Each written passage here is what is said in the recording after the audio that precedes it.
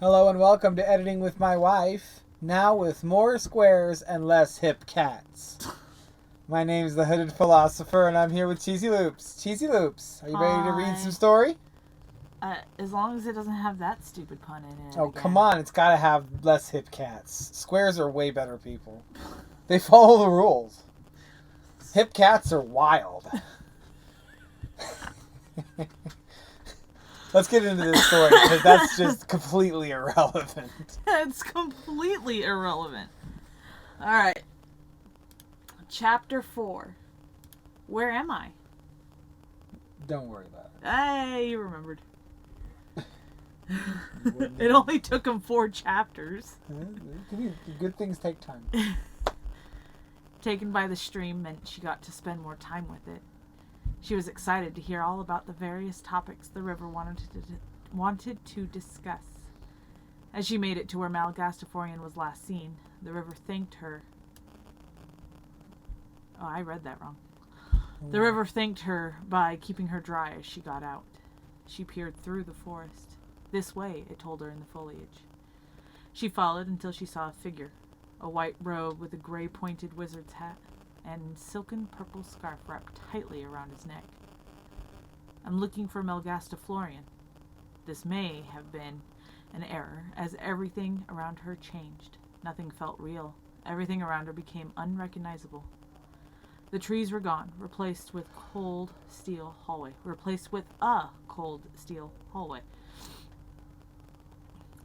Through a window, she could see bright stars that usually hung over her head at night. Lieutenant, he stopped, turned around, and asked, "What can I do for you?" She desperately wanted to ask Malgastaforian where she was and what was going on. It came out. "Captain, may I speak candidly?" "At ease. What is it?" There was a pause. "I think you know what it is." She looked into the eyes on his alien face. "Yes, it is time." The captain's eyes softened when he smiled back. May was on a different journey. It was becoming clear to her. She was peering into the mind of a scientist. She studied many deep sciences. She had so many things in her mind, May had troubles trying to understand it all. She felt like she had some control, but the other May that lived here moved on her own, as if she were cohabitating with her dimensional twin. This one was far more intelligent than her. They moved with grace from hallway to hallway. She felt the need to borrow her mouth. "Excuse me. Frick is a hat. I need your help to get him out." The captain paused at the doorway, looked back at her. "What?" Another pause. "We need to get in there and stop them." "Frick, your old student? Someone turned him into a hat." He looked at her, urgency in his eyes as his mind worked. He went through the door. "Everyone stop what you're doing. All non-essential personnel leave this room." His command left only 2 other people. She did not know them, a man and a woman. They looked like twins. "What's wrong, Captain?" "Captain. It's Captain, not Captain." What's wrong, Captain? The man asked. "What are you doing here? What you're doing here threatens to destroy more than just a small generation ship. It will tear through space itself, destroying everything everywhere. You threaten more than life. You threaten existence." The twins dropped what they were doing. The man was unhappy with the response. "Is this about your divine arcane?" He sounded exasperated. The captain looked at him. His eyes glowed bright white. "I am the divine arcane," he shouted. The 2 of them passed out. He walked over to them, putting his hands on their head. They glowed each time. "Well, that's that," he said casually. Suddenly, she was back in the forest. Malgastaforian was in front of her. "What's this about Frick being a hat?" he asked. Her mind was still in the steel and stars. What was that? She wondered aloud.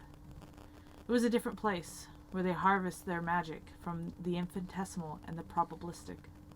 It's such a funny word. It's like bubble. Like a moth to the flame, humanity likes to dance around danger, he mused. Her mind returned. She took off the hat, handing it to Malgastaforian.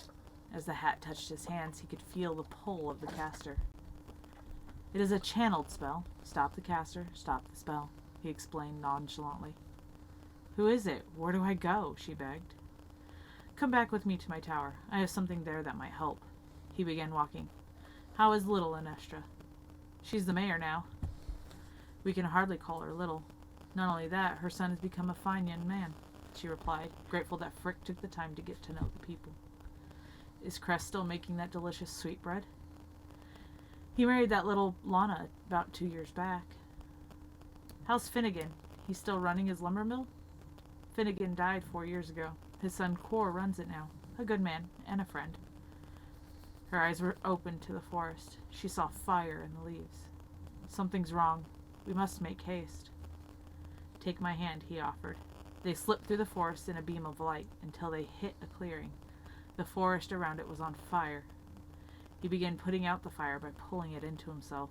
It was like a thread on a tapestry. It stopped. Silence filled the space. The scarred forest was weeping. Clearly something is wrong. May saw smoke coming out of his mouth as he spoke. That was clearly set by a man. Ay. Come to the top with me. Enough of this tomfoolery. The smoke still spewed out. Spewing out of his mouth.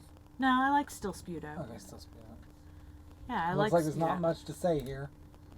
Oh, that's not what I wanted. There's not much. There's maybe tiny. This. I mean, he asks about sweetbread, and then she responds with Lana. So I need to like add. Where'd it go? Here.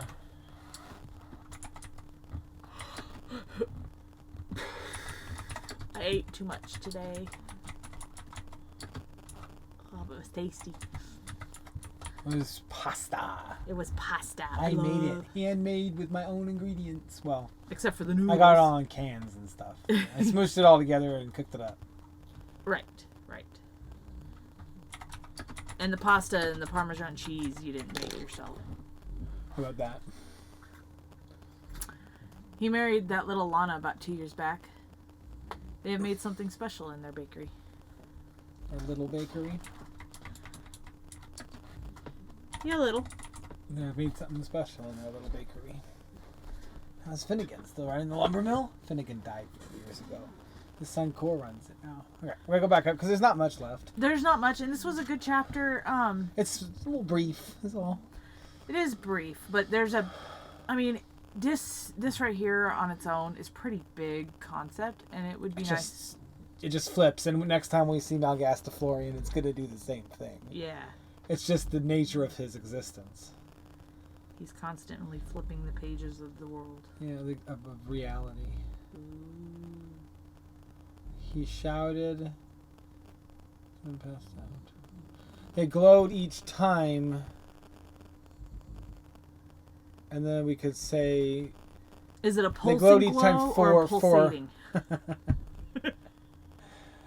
They glowed each time representing the removed memories somehow. You know? They glowed each time. How many times is he putting his hands on his head? That's what it seems like. One on each. He went to each of them. He went over to them. Not at the same time. Because the way I saw it, he put his hands... Or maybe on both of their heads, yeah. And so glowing each time is like he's doing this. Yeah. Oh. See? You see what I'm saying? Little snores. Bogans. She's squealing too. Get it. Puppies are cute. Get the little squirrel. Okay. Yeah, I think you need to put more of what your idea is here that he's doing. Because I didn't quite understand that he was removing their memories through this. And is the reader supposed to understand that? He's removing their memories? That's what I was trying to get at. Mm-hmm.